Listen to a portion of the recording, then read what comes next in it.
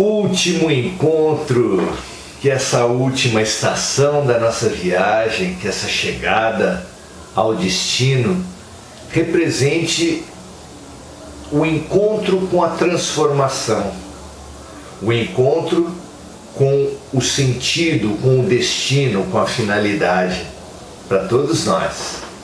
Vamos juntos. Capítulo 10 da segunda parte. Ao encontro do Mestre. Ao encontro do Mestre. Que nome significativo Emmanuel escolheu para esse último capítulo, não é? Lembremos que no capítulo anterior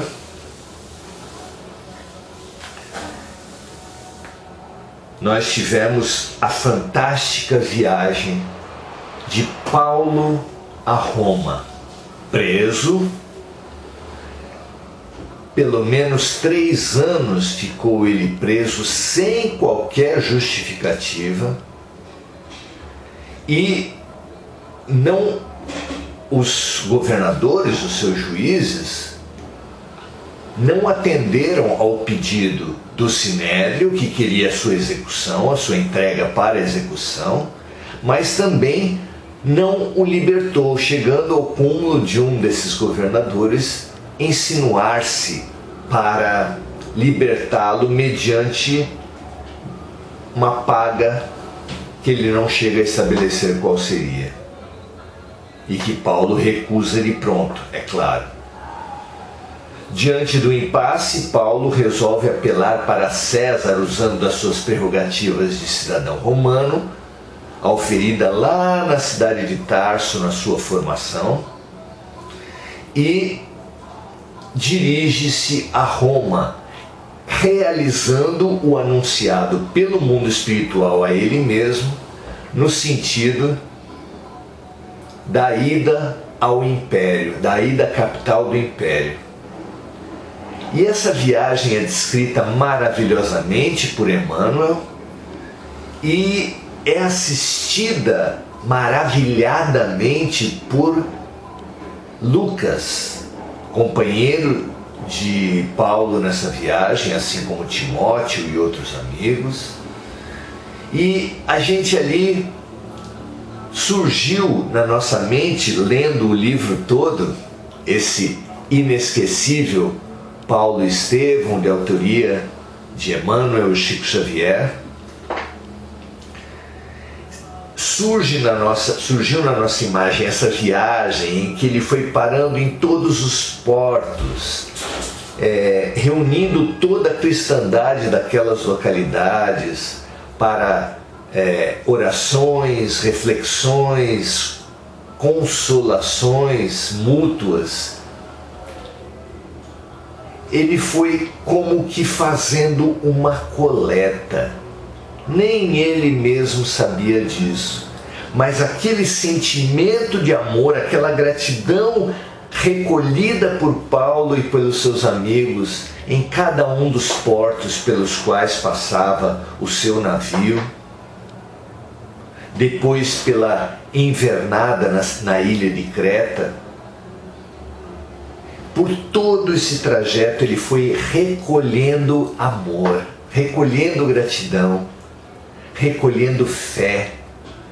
E assim como ele havia, ao longo de todas as suas viagens, feito coletas para Jerusalém, que passava por perseguições, conflitos de todo tipo e de grande intensidade, ele foi recolhendo os sentimentos mais puros das igrejas plantadas por ele e por outros apóstolos de Jesus, para, com essa quantidade de amor, de gratidão e de fé, alcançar a cidade imperial, onde haveria o ápice, o cúmulo, o terror das maiores perseguições aos cristãos. Já no caminho, já na chegada a Roma, os cristãos já lhe relatavam esses tristes episódios que já começavam a acontecer. E foi para lá que Paulo endereçou a sua coleta de luz. Muito bonito isso. Chegando lá, Paulo faz, como em toda parte, atendendo a orientação de Jesus, uma primeira pregação para os judeus, chamando os judeus das sinagogas, fazendo e se dedicando à transmissão da Boa Nova a todos eles, e encontra o mesmo espírito agressivo, conflitivo que encontrou em diversas sinagogas, mas também encontra boa vontade, acolhimento, como também encontrou por toda parte entre os judeus. E é por causa disso que escreve a carta aos judeus. Ele, além disso, percorre todos os núcleos, todas as igrejas, as assembleias cristãs formadas na grande cidade, na grande metrópole, na capital do império, dedicando-se à formulação de programas de trabalho para cada núcleo, organizando, estruturando, orientando todos os amigos, seguindo nessa diretriz maravilhosa de Paulo de nunca perder tempo, sempre aproveitar cada minuto para o trabalho com Jesus. Ao final desse trabalho, ele revela aos amigos abismados por aquele senhor já o quebrado pelos anos, mas com uma vontade férrea dirigindo as suas atitudes, seus planos, as suas ações. Ele revela a todos o seu plano de ir à Espanha. Queria ir até o que eles concebiam naquela época como os confins do mundo, para quem vinha do Oriente Médio, da Palestina, da Judéia. Ele queria ir até os confins do mundo, levar a palavra de Jesus, levar a mensagem do amor para todos os povos. E assim estava preparando para fazer quando recebeu uma carta de Simão Pedro, que anunciava todos os desafios que vinha passando junto a Jerusalém, na Judéia, e que estava chegando a Roma. A partir disso, Paulo se dedica a fazer um intenso trabalho de acolhida do grande amigo, do grande pescador de almas e de homens na capital do império.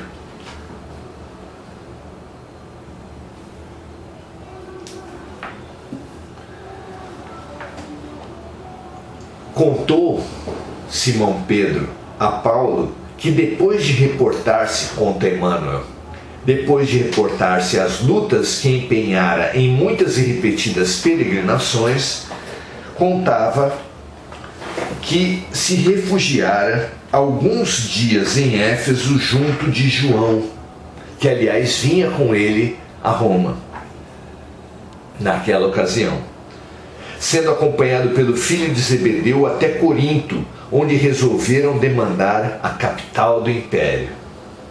Paulo, por sua vez, relatou as tarefas recebidas de Jesus nos últimos anos, e era de ver-se o otimismo e a coragem desses homens que, inflamados do espírito messiânico e amoroso do Mestre, comentavam as desilusões e as dores do mundo como conquistas da vida, conta Emmanuel, e confirma para todos nós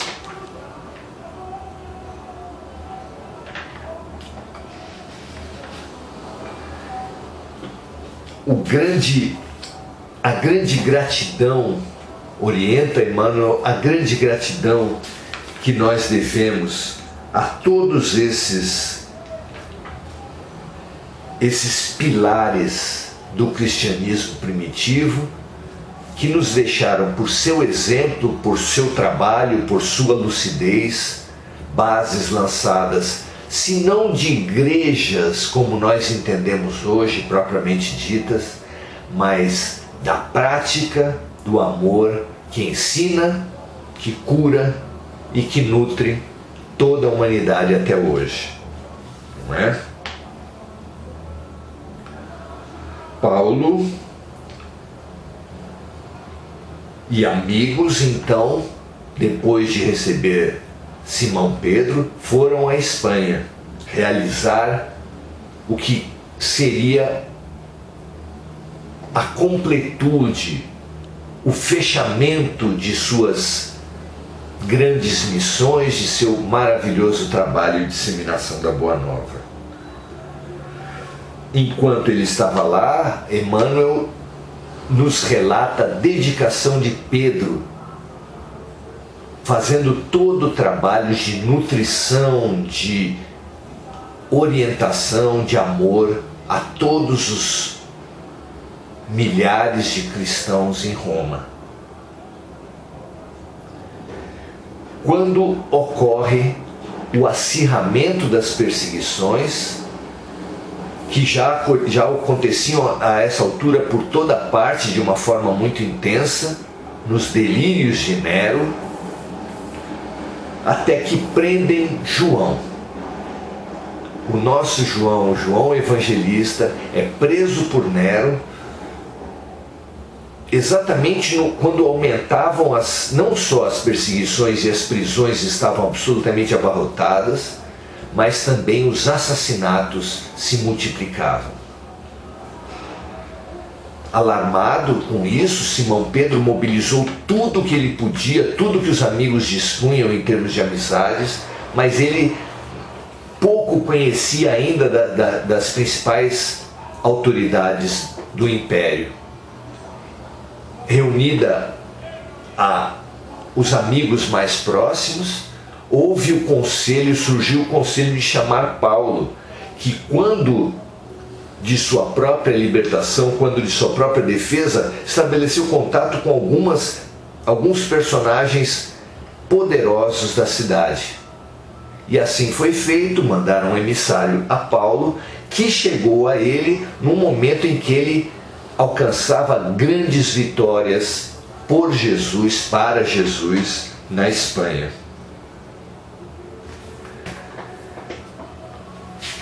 Emmanuel descreve assim o trabalho de Simão em Roma enquanto Paulo alcançava essas grandes vitórias. Simão Pedro, como figura de relevo do movimento, não tinha descanso.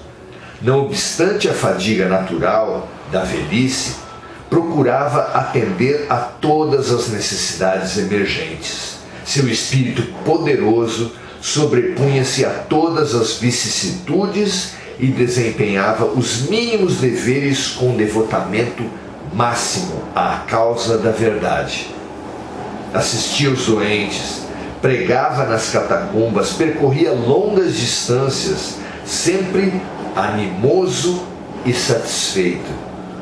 Os cristãos do mundo inteiro jamais poderão esquecer aquela falange de abnegados que os precedeu nos primeiros testemunhos da fé, afrontando situações dolorosas e injustas, regando com sangue e lágrimas a sementeira do Cristo, abraçando-se mutuamente confortados nas horas mais negras da história do Evangelho, nos espetáculos hediondos do circo, nas preces de aflição que se elevavam dos cemitérios abandonados. Linda a descrição de Emmanuel de um momento tão tenebroso da nossa história. Dando sequência, Paulo chega de volta da Espanha, atendendo imediatamente o pedido de Simão Pedro, e começa, com a energia que caracteriza a sua alma, a mobilizar todas as influências que ele conhece. Na dúvida se essas influências poderiam alcançar algum sucesso ou não, ele foi até Popéia Sabina, a favorita de César, a qual ficou muito impressionada com a figura de Paulo e prometeu mobilizar todos os recursos em favor de João. Após esse contato com Popéia Sabina, ele recolhe, no entanto, incompreensões da parte dos amigos cristãos, que veladamente fazem uma censura a ele ter buscado personagem tão polêmico. Recebida a crítica dos companheiros, Paulo nos dá uma lição. Respeito e acato a vossa opinião, mas antes de tudo, considero necessário libertar João. Fosse eu o prisioneiro e não haveria de julgar o caso tão urgente e tão grave. Mas João está relativamente moço, e é forte e dedicado. O cristianismo da Ásia não pode dispensar-lhe a atividade construtiva, até que outros trabalhadores sejam chamados à semeadura divina. Com referência às vossas dúvidas, porém, cumpre-me aduzir um argumento que requer ponderação. Por que considerais imprópria uma solicitação a Popéia Sabina? Teríeis a mesma ideia se eu me dirigisse a Tigelino, que era o preposto de César, o preposto de Nero, absolutamente ensandecido, cruel, ou ao próprio imperador? Não seriam eles vítimas da mesma prostituição que estigmatiza as favoritas da corte? Irmãos, é indispensável compreender que a derrocada moral da mulher quase sempre vem da prostituição do homem. Aliás, procurei valer-me de semelhantes recursos, recordando a exortação de Jesus, na qual recomenda ao homem granjear amigos com as riquezas, com os recursos da iniquidade. É passagem fabulosa relatada em Lucas capítulo 16, versículo 9, onde Jesus nos orienta exatamente a isso, a utilizar, a bem direcionar meios, recursos, dinheiro que venham até nós, apesar de uma origem ilícita, mas que sejam recursos da iniquidade, que nós estabeleçamos fraternidade, amizade, irmandade com os recursos oriundos de forma ilícita. Paulo lembra dessa passagem de uma maneira inspiradíssima.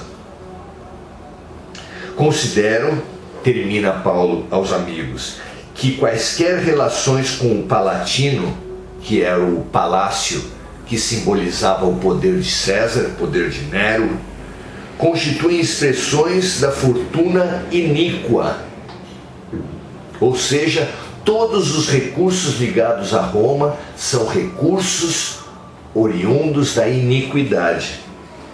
Mas suponho útil mobilizar os que se conservam mortos, as pessoas que se conservam mortas no pecado, para algum ato de caridade e fé, pelo qual se desliguem dos laços com o passado delituoso, auxiliados pela intercessão de amigos fiéis. Ele então via que a busca do apoio de Popéia Sabina era um ato de caridade que dava a esse personagem tão polêmico a oportunidade de se resgatar, de se desligar dos seus erros e alcançar um novo projeto de luz para ela também. Não é fantástico isso? Muito interessante essa passagem. Conseguida dessa forma pela intervenção de Paulo e da epopeia sabina, a libertação de João, Paulo não o deixa descansar, não o deixa perder tempo, empurra-o praticamente a que saia imediatamente de Roma em retorno à Ásia. Efetivamente, pouquíssimos dias depois, eclode, para assombro geral, um terrível incêndio na capital do império, que ganha rapidamente enormes proporções. Nenhuma providência é suficiente para enfrentar as chamas, que vão engolindo tudo, bairros inteiros, famílias, pessoas, construções, tudo vai ruindo num rastro de destruição. Instala-se com isso um pânico, o caos na cidade grande, de forma a causar um enorme êxito por todas as portas e saídas da cidade, loucura nas ruas, as pessoas gritando absolutamente ensandecidas, multidões atacando as liteiras dos patrícios. E diante de tudo isso, em meio a tudo isso, o imperador estava longe. Ele, Nero, na sua loucura, planejara aquele incêndio. Pensava nele como oportunidade de fazer uma reforma urbana para dar um sentido heróico para toda a fortuna incalculável que chegava a Roma vinda das províncias. Ele queria erguer uma nova cidade e aquela destruição cumpriria a função de lhe dar essa oportunidade. Além de tudo, na sua loucura, Nero via como um espetáculo, o incêndio de Roma como um espetáculo ao mundo. Mas o incêndio alastrou-se para muito além do que ele imaginava. Quando ele soube do ápice da destruição, ele voltou a Roma, contemplou o enorme estrago que tinha feito a sua loucura e resolveu dirigir-se à população. Convocou todos os remanescentes que ainda estavam lá e, num discurso inflamado à população, onde ele pretendia fazer um ilusionismo, entreter a população, direcionar e ganhar um papel de salvador, que ele planejou desde o início, ele percebeu ali a oportunidade de tirar qualquer possibilidade de responsabilidade sua, apontando um outro responsável: os cristãos. Naquele discurso, ele espalhou pela cidade toda, pela população toda, a injustíssima acusação aos cristãos, que tanto tinham se destacado no socorro às vítimas, na tentativa de apagar o incêndio, a responsabilidade por ter gerado a tragédia. Isso dava a ele uma ilusão, um inimigo, unia o povo perante ele, tirava dele qualquer resto de responsabilidade e ainda dava uma justificativa para acirrar imensamente a perseguição que ele já vinha encetando, que ele já vinha realizando contra os cristãos. A partir dali, ele direcionou todos os seus recursos para a reforma do circos máximos de Roma, o Coliseu, e ali organizou com os seus mais próximos um terrível plano de distração da cidade, que o colocaria como o Deus para as multidões. Ali, nos círculos máximos, intensificou-se de uma maneira terrível a matança dos cristãos. Enormes multidões que foram recolhidas em todos os núcleos da cristandade, que já enchiam as cadeias, foram então direcionadas a grandes, fabulosos, chamativos espetáculos de mortandade, onde se realizavam dramas e se matavam os cristãos, onde se atiravam as feras famintas, aqueles testemunhos, aqueles companheiros do Mestre Jesus. No meio dessa perseguição, Paulo foi preso e usou novamente as suas prerrogativas de cidadão romano para apelar diretamente a César. E diante de Nero, da corte de Nero e de suas concubinas, fez uma defesa tão luminosa, tão eloquente da luz e de Jesus, que paralisou aqueles homens e que amedrontou o imperador de uma maneira terrível, que visualizou de alguma forma, junto a Paulo, presenças luminosas ante as quais se sentiu ameaçadíssimo, de tal forma que resolveu suspender a sua execução, mantê-lo apenas preso, mas deu ordens para que no dia seguinte a um maciço espetáculo de extermínio dos judeus, dos cristãos, Paulo fosse executado por uma pequena escolta que o levasse sombriamente até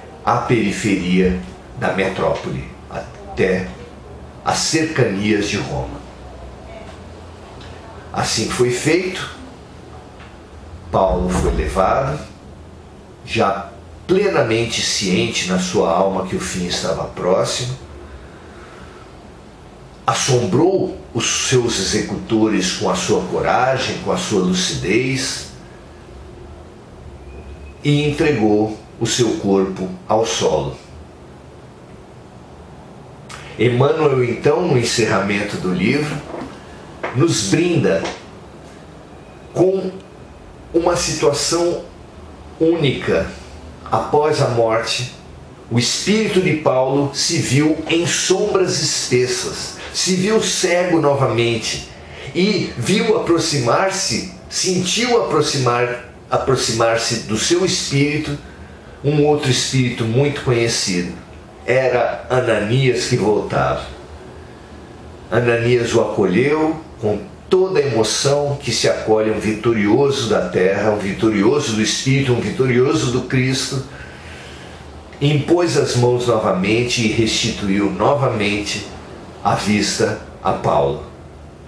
A partir dali, Paulo se encontra com Abigail, se encontra com Estevão, e o livro se encerra com um maravilhoso encontro de Paulo de Tarso com Jesus. Que esse êxito, que esse testemunho desse espírito que enfrentou todas as adversidades de um mundo cruel e violento, mas que acima de tudo enfrentou e venceu as teimosias, os orgulhos, as vaidades próprias dele mesmo, nos inspirem nesse momento de transição planetária que nós vivemos a também fazermos a nossa transição, encontrando Jesus e testemunhando o amor por onde quer que passarmos. Que assim seja, meus amigos. Muito obrigado pela companhia. Que esses comentários sobre esse livro maravilhoso possam fazer em você, produzir em você o mesmo estímulo para a minha transformação interior que ele me trouxe. Assim seja, um grande abraço, muita paz e muita luz para todos vocês.